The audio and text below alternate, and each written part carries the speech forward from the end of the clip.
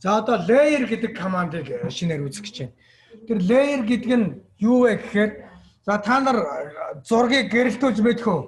Баатам заасыг цонхонтоор тавилаа. Зурагтай баатам заас наанаас нь баатам тавиад тод харагдаад зурдаг юм уу? Тэрэн шиг энэний нэг хувилбар технологи юм. Яадаг вэ гэхээр за бид нар барилгаан зурчлаа. Барилгаан зурчхад наан нь одоо сан техникийн зуръя. Тэгэхдээ баатам цаасныхаа наанаас нэг пилонк тавьчих. Тэгээд тэрэн дээр барилгаан дээр харж агаад пилонк тавьсан чинь барилга дээр харж агаад пилонкын дээр сангаа зурж болох уу? Энэ өрөөнд нь тийм байна, энэ өрөөнд нь тийм байна гэж зурж болно. Дараагийн ээлжинд энэ пилонк авчи. Тэгэхээр барилга сангуугаар үлдэж байгааз өөр пилонк тавьж агаад юугаар зурчих вэ? Гэрэлтүүлгээ зурч. Энэ өрөөнд нь тийм том ламп байна, энэ өрөөнд нь трансформатор нь байна, энэ дээр нь автоматик байна гэдэг тусад нь барилга дотроо зурчлаа. Гэрэлтүүлгээ аваа хийж. Одоо яах нь вэ? Юугаар тавьж агаад ахиж нэг шинэ пилонк тавьж агаад юугаар зурч, тавилгуудаа зурч. Тэгээд дээрэс нь гэрэлтүүлгээ пилонкоо тавилаа, сангийн пилонкоо тавилаа, бүгдээрээ давхарлахаар юу харагдах вэ? Нөө баашин дээр маань санан, гэрэлтүүлэг нь тавилга нь бүгдээрээ давхар байгаагаар харагдана. Тэгээд тэднийг ээлж дараалалаар нь авч болно, буцааж гаргаж болно. Энэ технологиг layer гэж яриад байгаа. Дээр нь үе давхраг тавих нь боломжтой юу? За үүний тулд layers command үзье. За бүхэн анхаараарай. Энэгээр юу хийгээд байна? Layer command үзье. За layer command үзэхийн тулд бол одоо бидний draw modify annotation зэсийн ард layers гэдэг байж байна, тийм үү? Тэр layers зэсний layer properties гэдэг дээр даръя. За тэгэнгүүт нэг цонх гарч ирнэ. Яга гарч ирсэнгүй? За энэ цонх. За энэ цонх гараад ирэнгүүт та нар бүгдээрээ харахаар яаж гэнэ вэ? Одоогоор 0 гэдэг нэртэй layer байж байна. За тэгвэл энэний яг дээдлэлээр нэг 4 команд байна. За эхнийх нь new layer, шинээр layer нэмнэ гэсэн үг. Хоёр дахь нь new layer. Гэхдээ VP frozen in all viewpoints. Бүх харагдах юунууд нь хөлдсөн байгаа шинэ яах нь layer гаргаж ирнэ гэж. За энэ frozen буюу хөлдчихсөн гэдэг дээр маш их чухал акцент авах хэрэгтэй. Юу гэхээр AutoCAD мэддэг улсууд нэг хоорондоо наатаха хөлдөөч. Буцаагаад одоо гисгэж гэх юм уу буцаага гаргаад ир эдэр гэж ярьдаг. Энэ нь яах вэ гэхээр freeze гэдэг командаар хэрвээ бид нар одоо түрүү ярьсан шүү дээ. Гэрэлтүүлгээ зурчаад буцаагаад аваад хайчих гэж. Тэр нь энэ freeze команд юм. Тэгэхээр харагдахгүй болчих. За бас энд одоо бидний харж байгаагаар status name гэдгийн ард on and off юу on гэсэн нэг команд байна тийм үү? Нэг цонх байна. On. Harness layer on off for яах нь entire draw гэж. Энэ болохоор нөө зурцсан зургийг харагдахгүй болгоно.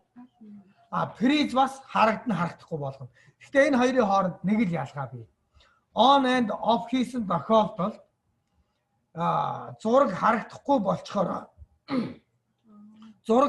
болчохоор зөвхөн яах нь хэвлэхэд харагдана. Бус үед харагдана. Харин freeze хийсэн тохиолдолд хэвлсэн ч харагдахгүй яах нь ингээд дэлгэцэн дээр харсан ч харагдахгүй байна. Энэгээрээ ялгаатай байна. За тэгвэл энэ болохоор тэгж freeze болцсон frozen аль хэдийн хөлдчихсэн шинэ layer гаргаж ирдэг команд байх нь. Дараагийнх нь угаасаа ойлгомжтой юм байна. Delete layer. Буруу шинэ layer нээчих юм бол энэгээр устгахчих нь. За хязээч zero layer-ыг бити устгаж гараа гэдэг зөвлөгөө өгчий. За дараагийнх нь set current гэж байна. За энэ болохоор яах нь нөө layer-ууд дээр бид нар зураг гүйцэтгэж явна. Яг энэ layer дээр зурх юм шүү гэж сонгодог тэр команд нь гэсэн үг. За тэгвэл эхлээд new layer дараад үзье. Яаж гэнэ үү? Шууд энэ мөр нэмэгдэж байна. Тэгээд эхлээд бол яг нь layer 1 гэдэг байж байна. Нэр нь солигдож болох нь. Хэдүүлээ энэ нэрийг dimension гэдэг өгчээ. За хэмжээс гэсэн layer. Одоо тэгээд би энэ layer-ыг хаажгаад шууд хэмжээ тавиад унах юм бол энэ 0 layer дээр хэмжээ тавигдаад байна. Яагаад гэвэл энэ status гэдэг энэ галч энэ check гэсэн зөв тэмдэглэгээ хаана байрлсан байна? Тэр layer дээр зураг зурах, юм нэмж хийх боломжтой байдаг. Боломжтой юу?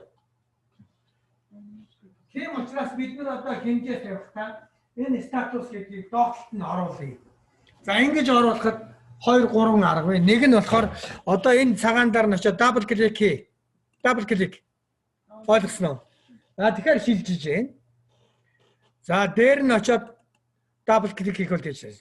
А тэгвэл энийгээ идэвхжүүлчихэд түрүүний хамгийн сүүлийн команд set currency-г дарахаар бас шилжиж байна. Тэр set currency дээр бас ахаад нэг юм байна. Alt C гэдэг юм. Идэвхжүүллээ. Ctrl C биш Alt C шүү. Alt C-гээр бас шилжиж тийм байна. Тийм үү?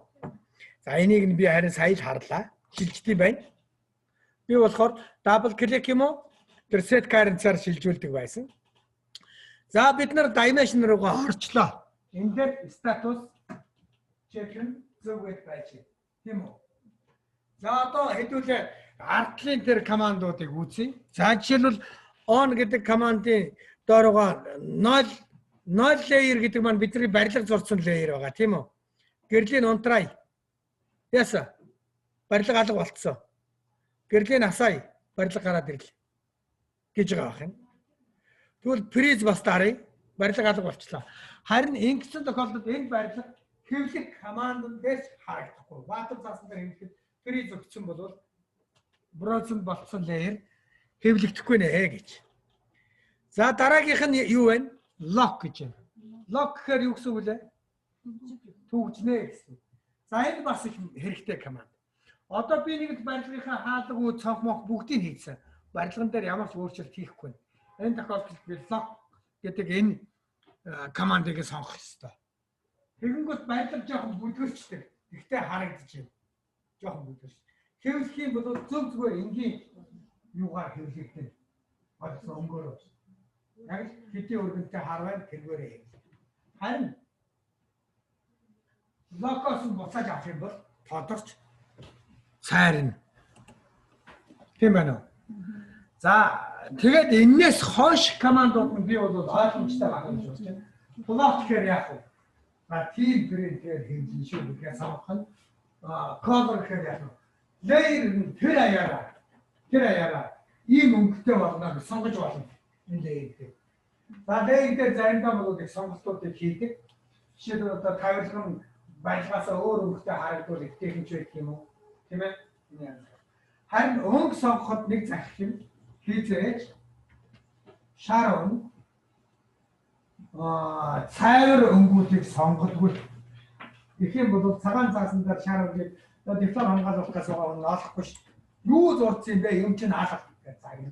Тийм учраас өнгөн дээр хамгийн анхаарах юм тийм шар мар цайвар өнгүүд гэсэн. Юу сонгох нь? Тод улаан, тод цэнхэр, хүрэн тийм хурц өнгүүдийг сонгоо. Ягаан шар за цайвар ногоон хөх өнгөнүүд бол ерөөсөө боломжгүй шүү. Ойлгосноо. За line type гэж байна. Бас энэ их чухал. Ер нь AutoCAD-ийн бусад командуудаас бусад програмуудаас жоохон илүү бас энэ layer-ийн энэ шугамны юу сонгодог. Line type сонгодог байгаа. Тэр тасархай шугам юм уу? Тэр аяараа тасархай шугамаар сонгодог. Энэ дээр дурсан гэж. Чи бүх тавилыг тасархай шугамаар зондож болох нь болно. Энийг сонгоцсон байна. За line weight буюу өргөн нь. За бас энэ их хэрэгтэй. Та нар курсд тэгээд барилгынхаа зургуудыг жаахан арай өргөн бусад тавилгын арай нарийнхан одоо юу гэдэг хэмжээсүүд бүр нарийнхан байхаар байх юм бол энэ сонголт хийж болно гэсэн. За тэрнээс хойш transaction нөө тунгалагжилт нь болон за тайлбар майлбарын төр орхичий. За ингээд бүгдээрээ барилгаан төгжиж гаад за энэ дизайн цент харин даймешны бүх юм асаалттай байх ёстой шүү. Хэрвээ ингэчэл даймешн 50-д унах юм бол яах вэ? Чи хэмжээсээ олж харахгүй. Тийм учраас энэ асаалттай шар байх нь цэнхэр болж болохгүй тийм ээ. За тэгээд энэ layer'ыг хаачээ. За одоо ерөөсө хэмжээ тавьдаг зарчмаараа л хэмжээг нь тавина.